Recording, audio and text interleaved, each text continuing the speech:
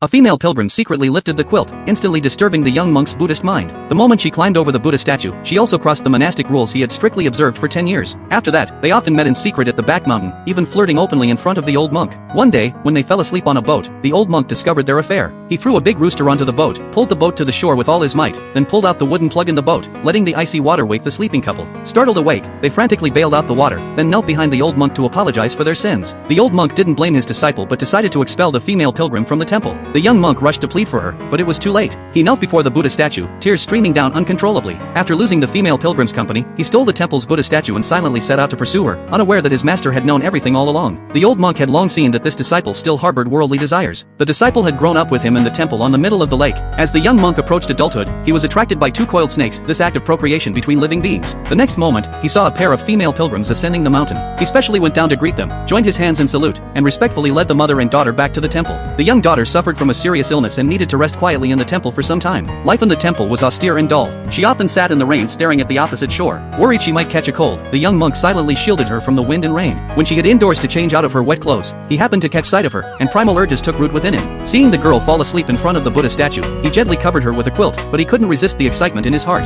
Just as he reached his hand into the quilt, the girl suddenly woke up. The young monk quickly knelt before the Buddha statue, repenting for his momentary impulse. Thereafter, their relationship grew closer. They swam together, and at the sight of the girl's wet clothes, the young monk could no longer control himself. They left traces of their love in the back mountain,